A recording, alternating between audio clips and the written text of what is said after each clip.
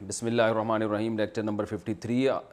اس سے پہلے والے لیکچر میں ہم نے سورہ بقرہ شروع کی تھی اور صرف الف لام میم پر تفصیل سے بات کی تھی کہ حروف مشبہات کیا ہوتے ہیں اور قرآن میں جو متشابہات ہیں ان کی کتنی قسمیں۔ آج اگلی آیت پڑھیں گے انشاءاللہ۔ ذالک الکتاب لا ریب فیہ ھدی للمتقین۔ میں نے آپ کو بار بار بتایا ہے، پھر یاد دہانی کرا رہا ہوں، یہ لیکچر پوری طرح جب سمجھ میں آئیں گے جب قرآن آپ سامنے رکھ کر پڑھیں۔ آپ تو قرآن سامنے رکھا کریں، اس میں پھر آپ بلکہ پینسل سے نشان بھی لگائیں اس کے اوپر۔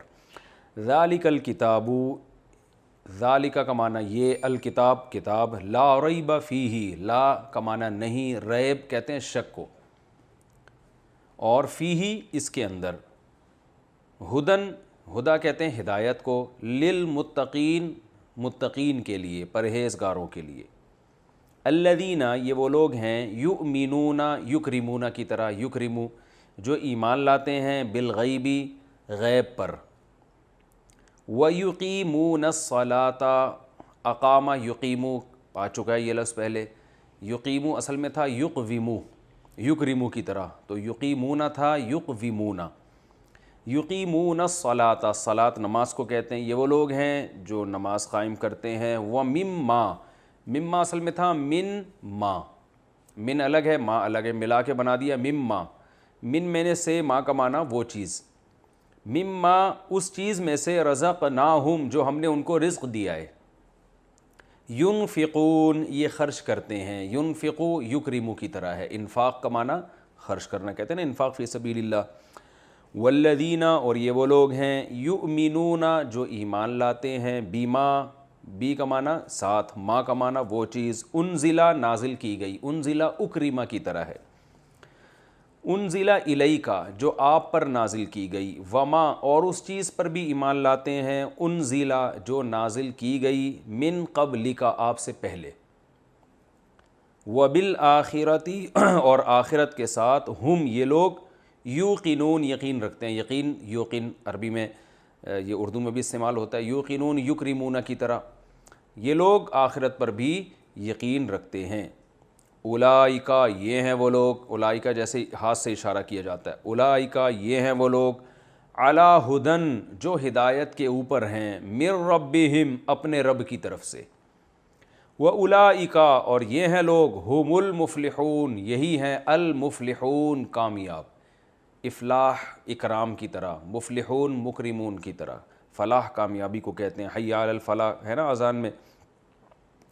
ان الذین کفروا بے شک وہ لوگ جنہوں نے کفر کیا، سواء علیہم برابر ہے ان پر، سوا برابر کو کہتے ہیں، مستوی لفظ استعمال ہوتا ہے نا، اور اردو میں کیسے یہ استعمال ہوتا ہے سوا کا لفظ، مستوی کا لفظ مساوات، ہاں مساوات اردو میں اس سے ملتا جلتا استعمال ہوتا ہے۔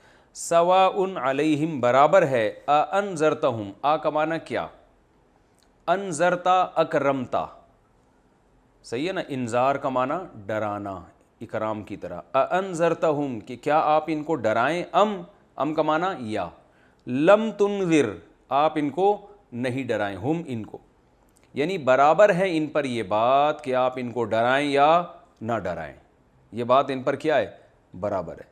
لا یؤمنون یہ ایمان نہیں لائیں گے۔ میں ترجمہ کر دوں پھر اس کی تھوڑی تفسیر ہوتی ہے۔ ختم اللہ، ختمہ کا معنی ہوتا ہے مہر لگا دینا، ختم اسٹیمپ کو کہتے ہیں نا، ختامہ مسک آیا تھا نا سورہ مطففین میں، ختامہ مسک، مشک کی مہر لگی ہوگی اس پہ۔ ختم اللہ مہر لگا دی ہے اللہ تعالیٰ نے، علی قلوبہم ان کے دلوں پر، وعلی سمعہم اور ان کی سماعت پر، سمع سننے کو کہتے ہیں نا سامعین کرام، کہتے ہیں نا بھائی سامعین آپ سن رہے ہیں، ناظرین آپ دیکھ رہے ہیں۔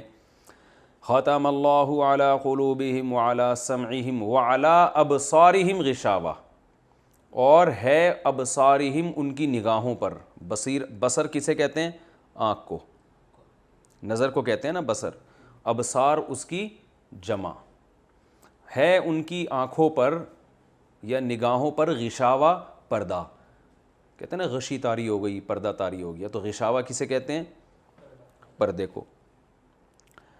وَلَهُمْ عَذَابٌ عَظِيمٌ، اور ہے ان کے لیے عذاب عظیم، بہت بڑا۔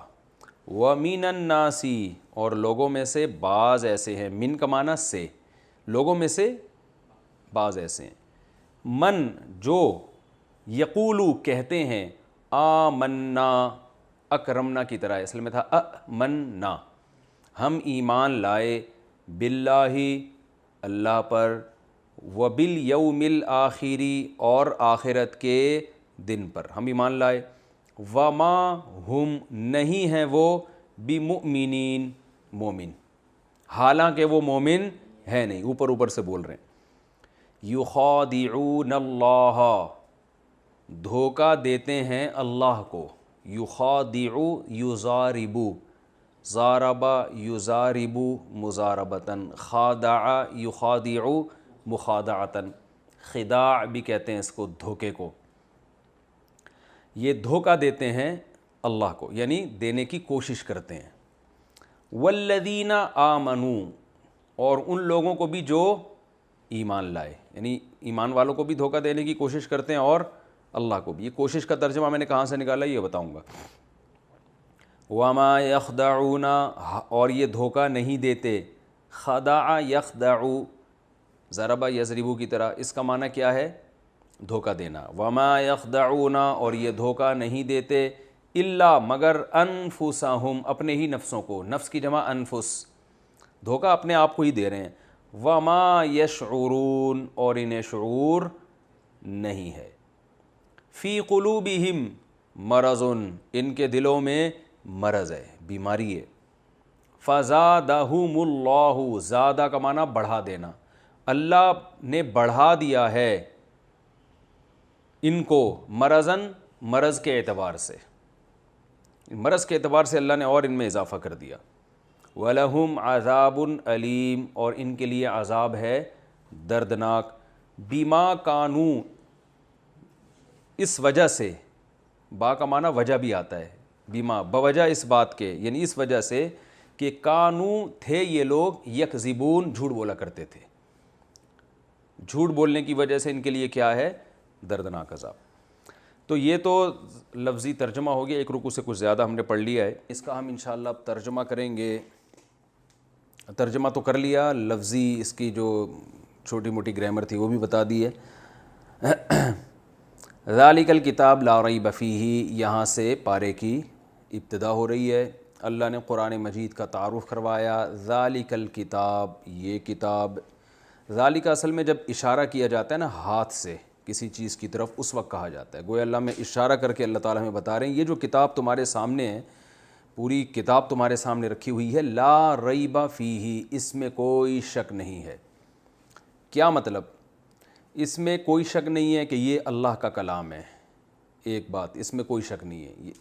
دوسرا، یہ تحریف سے پاک ہے، اس میں کوئی شک نہیں ہے۔ تو دو وجوہات سے شک پیدا ہو سکتا ہے، ایک یہ کہ یہ اللہ کا کلام ہو، اس میں بھی شک ہو سکتا ہے، دوسرا یہ محفوظ نہ ہو تو اس میں بھی شک ہو سکتا ہے۔ تو اس لیے اللہ نے ہر قسم کے شک کی نفی کر دی۔ لا ریبہ، اس کو کہتے ہیں لا نفی جنس۔ ایک عربی میں لا ہوتی ہے، اس کا معنی ہوتا ہے نہیں، اور ایک وہ لا ہوتی ہے جو بالکل جڑ سے کسی چیز کو کی نفی کر دیتی ہے، اور اس کی علامت یہ ہوتی ہے کہ اس کے بعد جو اسم ہوتا ہے نا اس پہ زبر ہوتا ہے، جیسے لا الہ، کوئی سرے سے الہ ہے ہی نہیں، الا اللہ، مگر اللہ۔ تو ایک لا جو نارمل لا ہوتی ہے نا وہ ہوتی ہے لا الہن، یعنی الہن ہوتا، جیسے ہم کہتے ہیں لا زیدن، زید نہیں ہے فی الداری، گھر میں، یہ نارملی عرب ایسے استعمال کرتے ہیں، لا زیدن فی الدار، زید گھر میں موجود نہیں ہے، اور لا رجل فی الدار، گھر میں کوئی بندہ موجود نہیں ہے، رجل کا معنی بندہ۔ لیکن جب عربی میں زبر لگ جاتا ہے نا، لا رجلا فی الدار، تو بندے نام کی کوئی چیز ہے ہی نہیں، یہ غلو ہو جاتا ہے، اس میں مبالغہ ہو جاتا ہے۔ تو یہ یاد رکھیں، اس کو کہتے ہیں لا نفی جنس، یعنی کسی شے کی جنس کا مطلب ہوتا ہے اس کی نوعیت ہی کا انکار کر دینا، سرے سے اس ٹائپ کی چیز ہے ہی نہیں کوئی۔ تو لا الہ الا اللہ، الہ سرے سے کوئی ہے ہی نہیں سوائے اللہ کے۔ تو ورنہ مشرکین کہتے ہیں نا وہ بھی ہیں، وہ اصل وہ ہے، یہ جو دوسرے چھوٹے موٹے معبود ہیں یہ بھی ہیں مگر یہ ذلی ہیں۔ تو اللہ نے بتا دیا کہ بھائی معبود نام کی کوئی چیز اللہ کے سوا ہے ہی نہیں، اس کا وجود ہی نہیں ہے، یہ سب فضول چیزیں بنائی ہوئی ہیں تم لوگوں نے۔ تو یہاں بھی اللہ نے لا ریبن فیہ نہیں فرمایا، لا ریبن فیہ، ریبن کا معنی ہوتا ہے اس میں کوئی شک نہیں ہے، لا ریبہ کا معنی شک و شبے کی گنجائش ہے ہی نہیں اس میں، کیونکہ انٹروڈکشن ہے نا قرآن کا، پہلے اللہ تعالیٰ اس کے بتا تو دیں کہ یہ صحیح ہے تو پھر ہمیں آگے دلچسپی ہوگی اس میں۔ آگے بتایا ھدی للمتقین، ہدایت ہے پرہیزگار لوگوں کے لیے۔ یہاں میں نے آپ کو بار بار بتایا قرآن مجید میں ہدایت کے دو معنی آتے ہیں۔ ہدایت کسے کہتے ہیں؟ گائیڈنس کو، رہنمائی کو۔ تو اردو میں بھی، انگلش میں بھی، ہر زبان میں رہنمائی کے دو مطلب ہی ہوتے ہیں۔ ایک رہنمائی یعنی گائیڈنس کا مطلب ہوتا ہے آپ کسی کو سیدھا راستہ بتا دیں، اس کو بھی گائیڈنس کہتے ہیں۔ ایک گائیڈنس یہ ہوتی ہے آپ اس کو اس پہ چلا بھی دیں، یعنی ایسے اسباب اور وسائل کہ جیسے آپ سے کوئی ایڈریس پوچھ رہا ہو، یار میں نے صدر جانا ہے، تو ہوتا یہ کہ آپ اس کو راستہ بتا دیں، بھائی یہاں سے جاؤ گے سیدھے ہاتھ پہ مڑو گے، الٹے ہاتھ پہ مڑو گے، وغیرہ وغیرہ۔ اور ایک ہوتا ہے چلیے میں آپ کو چھوڑ آتا ہوں۔ تو قرآن میں یہ دونوں معنی میں ہدایت استعمال ہوا، کبھی کسی اور معنی میں، کبھی دوسرے معنی میں۔ تو جو ہدایت کے ان دو میننگ میں فرق نہیں کر پاتے وہ کنفیوز ہوتے ہیں۔ بات آ گئی سمجھ میں؟ جیسے قرآن میں آتا ہے اہدنا الصراط المستقیم، اے اللہ ہمیں سیدھے راستے کی ہدایت دے، دعا مانگ رہے ہیں نا۔ لیکن ہم نے سورہ بلد میں پڑھا تھا وَهَدَيْنَاهُ النَّجْدَيْن، ہم نے اس کو دونوں راستے ہدایت کر دی ہیں۔ تو جب اللہ نے دونوں راستے ہدایت کر دی ہیں تو ہم پھر سیدھے راستے کی ہدایت کیوں مانگ رہے ہیں؟ اللہ تو کہہ رہے ہیں میں نے تو سیدھا کی بھی ہدایت کر دی اور غلط کی بھی ہدایت کر دی۔ تو وہاں ہدایت کا معنی کچھ اور ہے، سورہ فاتحہ میں ہدایت کا معنی کچھ اور ہے۔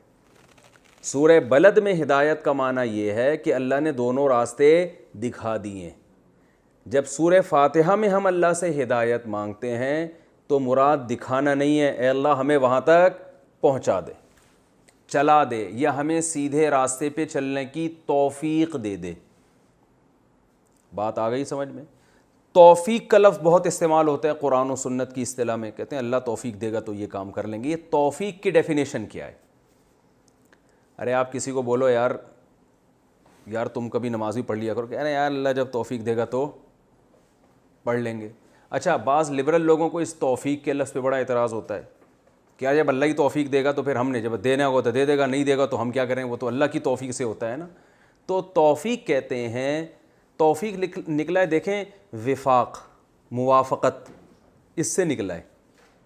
موافق کہتے ہیں نا یہ چیز مجھے موافق نہیں آ رہی۔ آپ نے بھنڈی کھا لی زیادہ، آپ پہلے ہی بلغم تھا، آپ کو صفرا بڑا ہوا تھا، حکیم لوگ کہتے ہیں نا آپ بھنڈی آپ کو موافق نہیں آئے گی، وہ ریشہ پیدا کرتی ہے۔ ایسا ہی ہے نا، آپ یرقان کے مریض تھے، آپ کا ہیپاٹائٹس ہوا ہے اور آپ دیسی انڈے کچے پی رہے ہیں، موافق آئیں گے؟ ابھی میں توفیق کے لفظ کو سمجھانے کے لیے مثالیں دے رہا ہوں۔ لوگ کہتے ہیں پتہ نہیں کیا فضول چیزیں، بھائی اسی طرح سمجھایا جاتا ہے نا، توفیق موافقت سے۔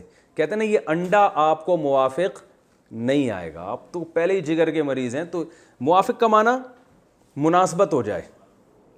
تو توفیق یہ نکلا ہے وفق یوفق توفیقاً، سبح یسبح تسبیحاً سے، توفیقاً یعنی کسی چیز کو کسی چیز کے موافق کر دینا۔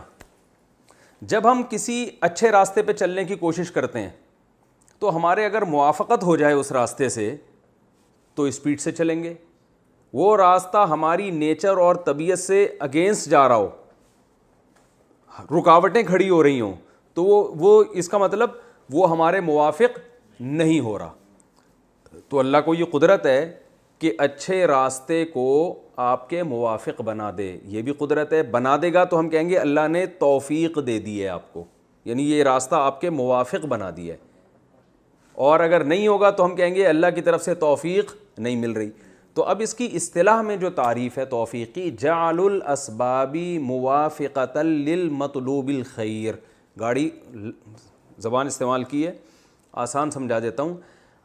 آپ کا جو نیک مقصد ہے تو اس مقصد کو تک پہنچنے کے لیے آپ کو جو اسباب اور وسائل چاہیے تو اللہ وہ اسباب اور وسائل ایسے پیدا کر دے جو آپ کو آپ کے نیک مقصد تک پہنچانے میں مدد دیں.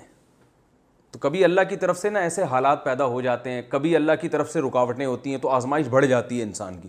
ایسے موقع پر انسان ہتھیار ڈال دیتا ہے. تو یہ مطلب ہے توفیق کا کہ اللہ تعالیٰ وہ اسباب جو آپ کے نیک مقصد تک پہنچنے کے لیے کچھ اسباب چاہیے نا, تو اللہ وہ اسباب آپ کے لیے کیا کر دیتا ہے, آسان. تو اب کیا مطلب, ہم کہیں گے بھائی قدرت کی طرف سے بھی آپ کی موافقت ہو گئی ہے, قدرت کی طرف سے بھی آپ کو توفیق مل رہی ہے. لبرل لوگ, لبرل تو نہیں کہنا چاہیے, جو ایتھیسٹ ہیں, جو ملحد ہیں, وہ کہیں گے نیچر آپ کا ساتھ دے رہی ہے. نیچر کیا کر رہی ہے؟ میں نے یوٹیوب پہ ایک ویڈیو دیکھی نا, وہ سونامی کا طوفان کی, تو اس پہ کسی ملحد نے لکھا ہوا تھا نیچر از اینگری, فطرت بہت غصے میں. ہم کہتے ہیں اللہ کا غضب ہے نا, زلزلہ آ رہا ہے, تو جو ملحد ہیں وہ سب کس چیز کے کھاتے میں ڈال دیتے ہیں, نیچر کے, کہ نیچر غصے میں. حالانکہ نیچر بذات خود تو کوئی چیز ہی نہیں ہے. تو نیچر ٹینشن میں, نیچر غصے میں, نیچر آپ سے خوش ہے. قرآن نے بھی کہا نا کہ زندگی ایسی ملے گی قیامت کے دن وہ زندگی آپ سے خوش ہوگی. تو یہ تو مجازن کہا ہے قرآن مجید نے. تو یہاں مطلب ہے, یہاں جو ہدایت ہے, ہدن, یہ کتاب ہدایت ہے. یہاں ہدایت سے مراد, پہلے میں آگے متقین کا مطلب بتاؤں گا نا, پھر ایک اشکال کروں گا, اس کے جواب میں یہ بات سمجھ میں آئے گی. متقین کسے کہتے ہیں, کئی دفعہ بتا چکا ہوں, پرہیزگار لوگوں کو متقی کسے کہتے ہیں, پرہیزگار, بچنے والے, گناہ سے, برائی سے اجتناب کرنے والے, ایوائڈ کرنے والے جسے آج کل کہا جاتا ہے. اجتناب ذرا گاڑا لفظ ہو جاتا ہے. تو اب سوال یہ پیدا ہوتا ہے کہ قرآن کہہ رہا ہے کہ یہ کتاب ہدایت ہے پرہیزگار لوگوں کے لیے. سوال پیدا ہوتا ہے, ایک جگہ قرآن کہہ رہا ہے ہم نے ہر ایک کو ہدایت دے دی ہے, ہر ایک کو ہدایت, وَهَدَيْنَاهُ النَّجْدَيْنِ, ہم نے ہر ایک کو ہدایت دے دی ہے. تو پہلا سوال تو یہ ہوگا, یہاں قرآن کہہ رہا ہے ہدایت ہر ایک کے لیے نہیں ہے بلکہ کس کے لیے, متقین کے لیے. تو یہ دو آیتیں آپس میں کیا ہو رہی ہیں, ٹکرا رہی ہیں. دوسرا اعتراض یہ ہوگا, متقی کہتے ہیں گناہ سے بچنے والا, تو جو پہلی بچنے والا ہے اس کو ہدایت کی ضرورت کیا ہے؟ بہت مشکل ہے بات سمجھانا. بھائی ہم ہدایت کا ترجمہ یہ کرتے ہیں, پہلا دوبارہ سے سب دماغ سے نکال دیں, دوبارہ اشکال دہراتا ہوں میں. سوال پیدا ہوتا ہے, قرآن سورہ بلد میں کہہ رہا ہے کہ ہم نے ہدایت دے دی ہے انسان کو, دونوں راستوں کی ہدایت ہم نے دے دی ہے. یہاں قرآن کہہ رہا ہے صرف متقین کے لیے ہدایت ہے, کسی اور کے لیے نہیں ہے. یہ ایک اعتراض, دو آیتیں ٹکرا رہی ہیں. اس اعتراض کا جواب ہم یوں دیتے ہیں کہ وہاں ہدایت کا معنی تھا راستہ دکھانا, یہاں ہدایت کا معنی ہم لیں گے راستے پہ چلانا. تو متقین کو یہ سیدھے راستے پہ چلائے گا, دوسروں کو نہیں چلائے گا. یہ اشکال تو ایسے حل ہو گیا. لیکن اس جواب میں ایک دوسرا اعتراض کھڑا ہو جاتا ہے کہ متقی تو کہتے ہی اس کو جو سیدھے راستے پہ چل رہا ہو, تو جب وہ چل رہا ہے پہلے سے تو اس کو چلا کے کیا کر لیا بھائی قرآن نے, ہدایت ہے اس کے لیے جو سیدھے راستے پہ, ارے کیا ہو گیا, ہدایت ہے اس کے لیے جو سیدھے راستے پہ چل رہا ہے, یعنی اس کو سیدھے راستے پہ چلائے گا. ہدایت کا یہ معنی لے رہے ہیں نا کہ اس کو سیدھے راستے پہ چلائے گا. کس کو چلائے گا, جو پرہیزگار ہے, تو وہ تو پہلے ہی چل رہا ہے. تو ہم نے ایک اشکال کا جواب دیا تو دوسرے اشکال میں پھنس گئے. اس کا جواب یہ ہے, یہ چیزیں جب تک آپ, یہ اصول قرآن کی تفسیر کے لیے جب تک آپ نہیں سمجھیں گے نا, قرآن سمجھ میں نہیں آئے گا. اور آج کل جو زیادہ تر جو متجددین اور جو سرسری طور پہ تفسیریں پڑھ رہے ہیں, باقاعدہ عربی گرامر کی گہرائی میں جا کے مدرسوں میں بیٹھ کے علم حاصل نہیں کرتے, ان میں بڑا فالٹ یہ ہوتا ہے کہ وہ ان چیزوں کا جواب نہیں جانتے.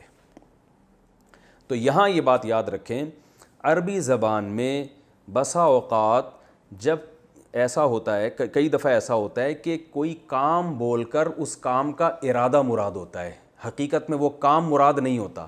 اور بعض دفعہ کام بول کر دعوی کام مراد ہوتا ہے. مثال سے سمجھاؤں گا انشاءاللہ.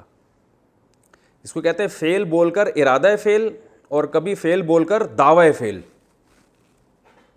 ٹھیک ہے, دعوی فعل کی مثال دوں, قرآن مجید میں آتا ہے سورہ صف میں جو ہے نا، سورہ صف 28ویں پارے میں، یا ایھا الذین آمنوا لم تقولون ما لا تفعلون، اے ایمان والو ایسی بات کیوں کہتے ہو جو کرتے نہیں ہو، ایسی بات کیوں کہتے ہو جو کرتے نہیں ہو۔ صحابہ یہ کہا کرتے تھے کہ جہاد فرض ہو گیا تو ہم کریں گے، جب ایک دم فرض ہوا تو بعض لوگ ظاہر پریشان ہو گئے کہ بھئی ابھی کیوں، منافقین تو پیچھے ہی ہٹ گئے بالکل ہی۔ تو اللہ نے فرمایا کہ ایسی بات کہتے کیوں ہو جو کرتے کیوں نہیں۔ اب اس آیت کو لے کے ہم لوگ کیا کرتے ہیں کہ کوئی شخص خود عمل نہیں کر رہا لیکن بات اچھی کر رہا ہے، تو ہم کہتے ہیں جب کرتے نہیں ہو تو باتیں کیوں کرتے ہو، ایسی بات کہتے کیوں ہو جس پر خود عمل نہیں ہے۔ یہ آیت وہاں فٹ کر دیتے ہیں نا۔ کیا ہو گیا بھائی؟ دیکھو کوئی آدمی آپ سے آ کے کہہ رہا ہے یار نماز پڑھ لیا کرو، آپ اس سے کہتے ہیں تم خود پڑھتے ہو، کہتے ہیں میں تو نہیں پڑھتا لیکن میں مذاکرہ کر رہا ہوں یار، اچھا تمہیں بھی ترغیب دوں، ہم بھی پڑھ لیں گے اس بہانے۔ بھائی لوگ کہتے ہیں نا شکل اچھی نہیں ہو تو بات تو اچھی کرنی چاہیے، تو صرف یہ شکل کے بارے میں نہیں ہے، اعمال بھی اچھے نہ ہو تو بات تو کم از کم اچھی کرنی چاہیے۔ تو آپ فوراً اسے یہ آیت سنائیں گے جب خود نہیں پڑھتے، تو قرآن تو کہہ رہا ہے لم تقولون ما لا تفعلون، تم وہ کام کیوں کرتے ہو جس پر خود عمل، وہ بات کیوں کرتے ہو جس پر خود عمل نہیں کرتے۔ یہ ہے نا، حالانکہ یہ آیت اس کے بارے میں نہیں ہے، اس لیے کہ یہاں تقولون قول ہے، ایسا کہتے کیوں ہو، یہاں کہنے سے مراد کہنا نہیں ہے، کہنے کا دعویٰ کرنا ہے۔ ما لا تفعلون، وہ کام کیوں کرتے ہو، وہ بات کیوں کہتے ہو جو کرتے نہیں ہو۔ کیا مطلب؟ سوری، بات کا دعویٰ نہیں، اس کام کا دعویٰ ہے، یعنی وہ بات کیوں کہتے ہو جس کے دعوے خود کرتے ہو۔ تو ایسی چیز کا دعویٰ کرنا غلط ہے جس پر آپ عمل نہ کر سکو، کیونکہ آیت کا شان نزول کیا ہے کہ صحابہ نے کہا جہاد جیسے ہی فرض ہوگا ہم کریں گے، تو ایک کام کا دعویٰ کیا نا، تو اللہ نے فرمایا وہ بات کہتے کیوں ہو جو کر نہیں سکتے، یعنی اس بات کا دعویٰ کیوں کرتے ہو جو کر نہیں سکتے۔ تو یہاں جہاد مراد نہیں ہے بلکہ جہاد کا دعویٰ، فعل بول کر دعوی فعل مراد ہے، وہ کام جس کا تم دعویٰ کرتے ہو تو وہ کام، اس کے دعوے مت کیا کرو، دعویٰ اسی کام کا کرو جو کر سکتے ہو۔ تو یہ آیت ان لوگوں کے بارے میں نازل ہوئی ہے جو بونگیاں بڑی بڑی مارتے ہیں، ہم یہ کر دیں گے، ہم یوں کر دیں گے، جب کرنے کا ٹائم آتا ہے تو پتلی گلی سے نکل جاتے ہیں۔ تو ان کو یہ کہا جائے گا کہ جو کام کر نہیں سکتے تھے وہ کہاں کیوں تم نے۔ تو یہ ان لوگوں کے بارے میں آیت جو منافقین تھے، جو بڑے بڑی بونگیاں مار رہے تھے اور پھر بھاگ گئے وہ، تو ان کو ایمان والوں سے تعبیر قرآن نے اس لیے کیا کہ ظاہری طور پر ان کو ایمان والا ہی سمجھا جاتا تھا، کیونکہ قرآن ان کو کافر کہہ دیتا تو کہتے ہمیں جو کافر ہی کہہ دیا تو اب ہمیں کس چیز کا مطالبہ کر رہے ہم سے۔ دوسرا، بعض دفعہ ایسے ہوتا ہے کہ قرآن مجید میں فعل بول کر ارادہ فعل مراد ہوتا ہے، یہاں تو دعوی فعل ہے نا، وہاں کیا ہوتا ہے ارادہ فعل۔ جیسے قرآن میں آتا ہے یا ایھا الذین آمنوا اذا قمتم الی الصلاۃ، اے ایمان والو جب تم نماز کے لیے کھڑے ہو جاؤ، فاغسلوا وجوہکم، تو اپنے چہروں کو دھو، اپنے ہاتھوں کو دھو کوہنیوں تک، وامسحوا برؤوسکم، اور اپنے سر کا مسح کرو، وارجلکم، اور پاؤں کو دھو۔ اب سوال پیدا ہوتا ہے اللہ جب کھڑے ہی ہو گئے تو اب کیا دھوئیں، یہ تو کھڑے ہونے سے پہلے دھونا تھا نا۔ بھائی اذا قمتم الی الصلاۃ، اے ایمان والو جب تم نماز کے لیے، قمتم اصل میں تھا قومتم، ضربتم کی طرح نا، قیام سے نکلا ہے، تو جب تم کھڑے ہو جاؤ نماز کے لیے تو کیا کرو، چہرے کو دھو۔ تو یہاں کھڑے ہونے سے مراد کھڑے ہونے کا ارادہ ہے، یعنی اذا اردتم القیام الی الصلاۃ، اے ایمان والو جب تم نماز کی طرف کھڑے ہونے کا ارادہ کر لو، تو ارادے کے بعد وضو ہے۔ تو فعل بول کر مراد کیا ہے، لفظ قیام کا استعمال ہو رہا ہے، مراد ارادہ قیام ہے، قیام نہیں ہے، ارادے کا لفظ یہاں چھپا ہوا ہے، وہاں دعوے کا لفظ چھپا ہوا ہے، سمجھ رہے ہیں؟ تو یہ سب عقل مندوں سے کلام ہے نا، تو عقل مند سمجھ جاتے ہیں کیا چھپا ہوا ہے۔ جیسے میں نے بار بار بتایا نا، میں کہتا ہوں 3 پلیٹیں کھا گیا، تو عقل مند سمجھ جائے گا پلیٹ نہیں کھایا، پلیٹ کے اندر جو بریانی تھی وہ کھایا۔ بے وقوف پکڑ کے بیٹھا رہے گا پلیٹ کیسے کھا گیا بھائی، تو وہی ہو جائے گا تو انسان تھا میں نے تجھے گدھا بنایا، جون پور والا قصہ ہو جائے گا۔ تو دیہاتی لے گیا کہ بھائی اس کو بھی گدھا بنا دو، گدھے کو انسان بنا دو، سوری اس نے کہا تو گدھا تھا میں نے تجھے انسان بنایا، تو جون وہ قاضی لے گیا کہ دیہاتی لے گیا اپنے بچے گدھے کو کہ یہ گدھا تھا تم اس کو بھی انسان بنا دو، ٹھیک ہے نا۔ تو اس نے کہا مسالہ لگے گا تو بن جائے گا انسان کچھ دنوں میں۔ تو یہاں بھی یہی ہے ہدی للمتقین، یہاں تقوی سے ارادہ تقوی مراد ہے، متقین سے پرہیزگار نہیں، وہ لوگ جو پرہیزگار بننے کا ارادہ رکھتے ہیں، یعنی وہ لوگ جو یہ چاہتے ہیں کہ ان کو سیدھا راستہ ملے، اور سیدھا راستہ ملے کا مطلب کیا، ان کو پتہ چلے کہ صحیح کیا ہے اور غلط کیا ہے، تاکہ غلط سے بچیں اور صحیح پر چلیں، جو یہ چاہیں گے ان کو اس سے ہدایت ملے گی۔ کیا مطلب سیدھا راستہ نظر نہیں آئے گا، سیدھے راستے پہ چلنے کی توفیق ملے گی، اس سے نہیں آ رہی بات۔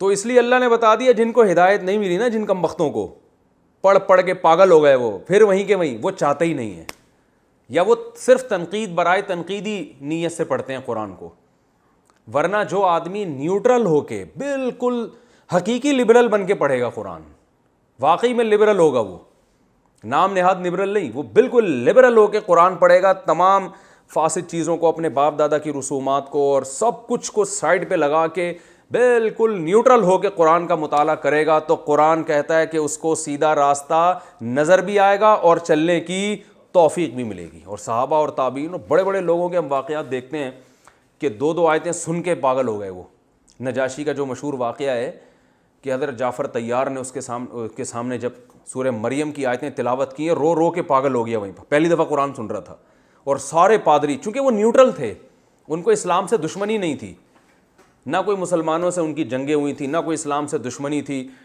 تو کچھ بھی نہیں، نیوٹرل ہو کے جب انہوں نے سنا تو انہوں نے کہا یہ تو وہی تورات ہے، وہی انجیل ہے، جو اسی جیسا کلام ہے یہ، اور مسلمان بھی ہو گیا اور نبی صلی اللہ علیہ وسلم کی خدمت میں تحفے بھی بھیجے۔ تو اسی طرح وہ جو ہرقل بادشاہ، وہ بھی سن کے مسلمان ہو گیا تھا، لیکن اس نے مسلمان کا مطلب اس کو سمجھ میں آ گیا سچا دین ہے، تو اس نے اپنی قوم کے سامنے اسلام پیش کیا، بادشاہ تھا، اس نے کہا بھائی یہ ہے، تو قوم جو تھی نا وہ بگڑ گئی، تو اس کو ڈر ہوا کہ میرے خلاف بغاوت ہو جائے گی، تو پھر اس نے یو ٹرن لے لیا، ٹھیک ہے نا، ورنہ وہ بھی مان گیا تھا۔ تو اللہ نے فرمایا ہدی للمتقین، جو چاہتے ہیں نا کہ سیدھا راستہ ملے تو ان کے لیے یہ، یعنی تو کیا مطلب، متقی بول کر وہ جو متقی بننا چاہتے ہیں ان کو یہ سیدھا راستہ دکھائے گا۔ آگے اللہ تعالیٰ ارشاد فرماتے ہیں الذین یؤمنون بالغیب، جو متقی بننا چاہتے ہیں نا، پھر ان کی کچھ علامتیں ہیں۔ دیکھو اس کی مثال ایسے ہے کہ جیسے ایک ڈاکٹر کے پاس آپ گئے، ڈاکٹر کہہ رہا ہے میں بڑا زبردست علاج کرتا ہوں اور میں آپ کی ساری بیماریاں ختم ہو جائیں گی، آپ فٹ فاٹ صحت مند ہو جاؤ گے، تو آپ اس سے کہتے ہیں یار وہ تو آیا تھا، وہ تو ٹھیک نہیں ہوا تھا، وہ بھی آیا تھا، وہ بھی ٹھیک نہیں ہوا تھا۔ تو ڈاکٹر کہتا ہے کہ جو صحت چاہے گا نا اس کو صحت ملے گی، وہ چاہتے ہی نہیں، ان کو جو پرہیز بتاتا ہوں وہ پرہیز نہیں کرتے، جو کھانے کو کہتا ہوں وہ کھاتے نہیں۔ تو پھر وہ پیشنٹ پوچھتا ہے کہ اچھا جو صحت مند ہو کے چلے جاتے ہیں آپ کے پاس سے، ان کی کچھ علامتیں مجھے پتہ چل جائیں تاکہ میں دیکھ لوں کہ کون ہے جن کو آپ سے فائدہ ہوا اور کون ہے جن کو آپ سے فائدہ نہیں ہوا، تاکہ میں اپنے آپ کو شامل کروں کہ میں اس کیٹیگری میں آ بھی رہا ہوں کہ نہیں آ رہا۔ تو فوراً وہ بتائے گا وہ دیکھو جو فلاں صبح صبح اٹھ کے ایکسرسائز کرتا ہے، میرے مشورے پر نا ایکسرسائز کرتا ہے، دوپہر کھانے کے بعد آرام کرتا ہے، کھاتا کم ہے، ٹھیک ہے نا، اور سادہ غذائیں زیادہ کھاتا ہے، یہ نہیں کرتا وہ نہیں کرتا، اور پھر اس کی صحت ایسی ہے اور اس کو جو انعامات ملے وہ یہ ہیں۔ تو یہ علامتیں کیوں بتائی جا رہی ہیں؟ تاکہ آپ بھی ان لوگوں کی فہرست میں داخل ہو جاؤ اور آپ کو پتہ چل جائے کہ جو اس ڈاکٹر سے فائدہ اٹھانے والے لوگ ہیں وہ فائدہ اٹھا کے ان کی علامتیں کیا ہیں۔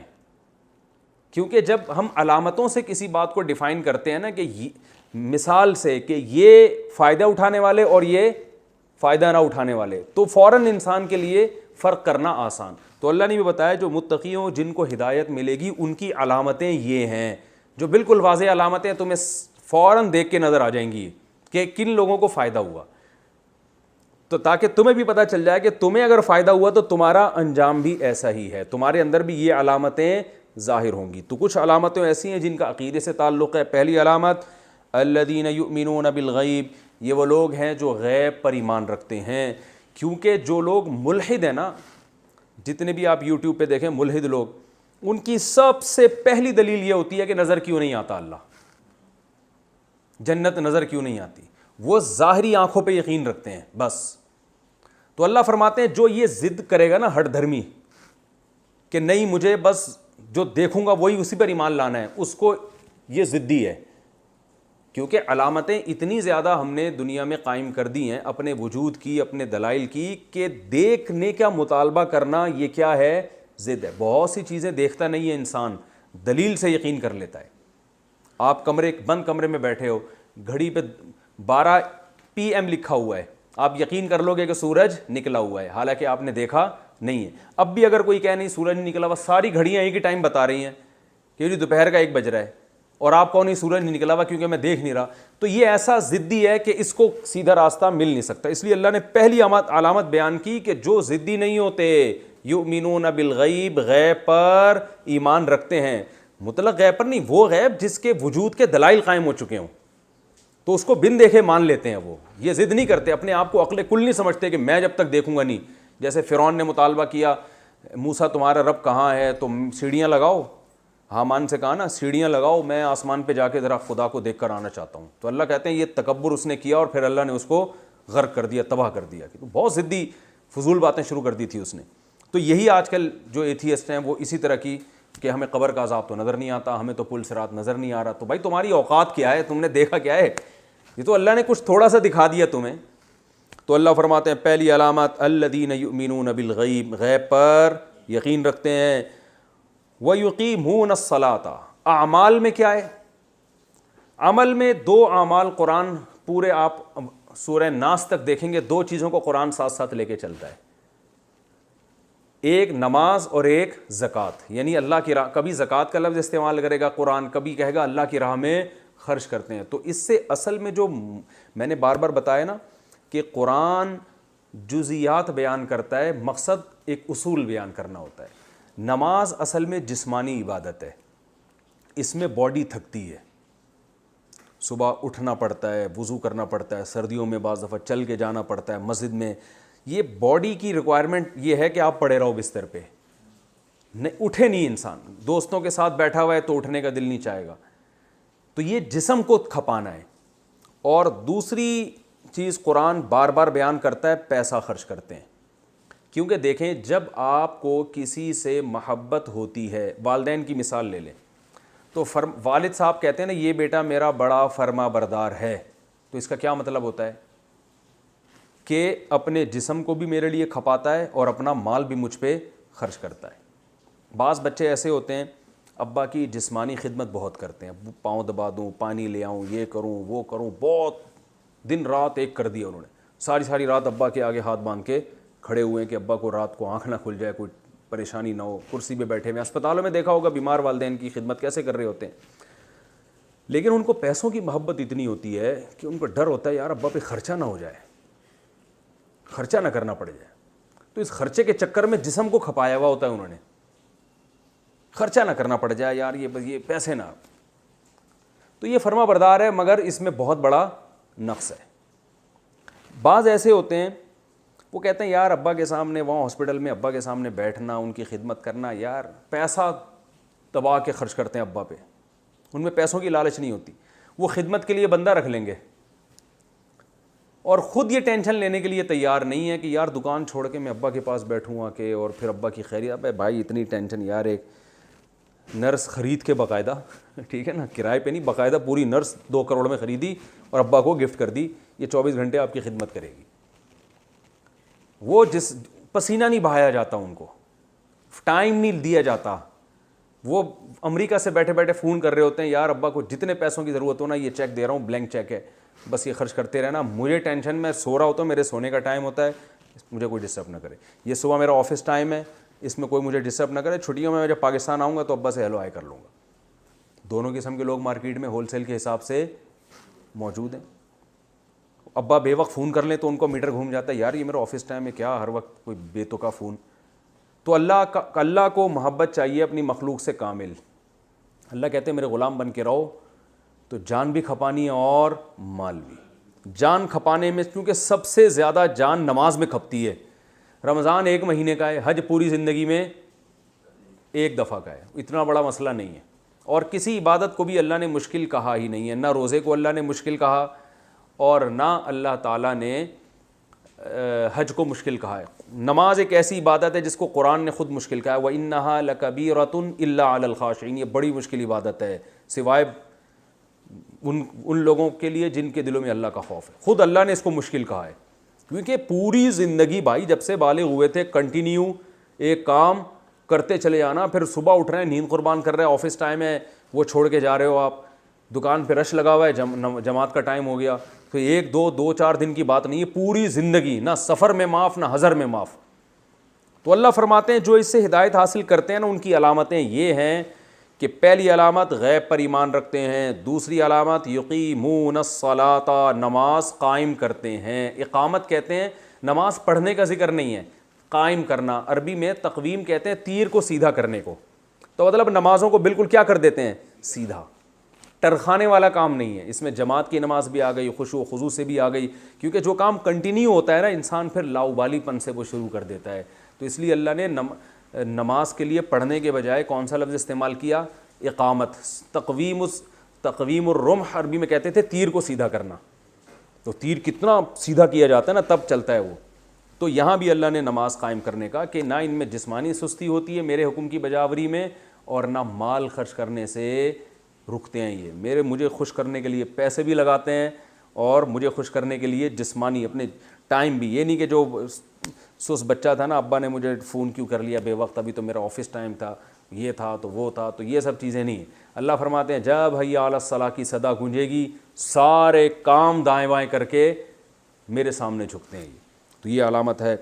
وَمِمَّا رَزَقْنَاهُمْ, اور جو رزق ہم نے ان کو دیا ہے, يُنْفِقُونَ, اس میں سے خرچ کرتے ہیں. تو اللہ نے اس میں اشارہ بھی دے دیا کہ ہمارا ہی دیا ہوا ہے یہ سارا, تو خرچ کر کے کوئی ہم پر احسان نہیں کر رہے.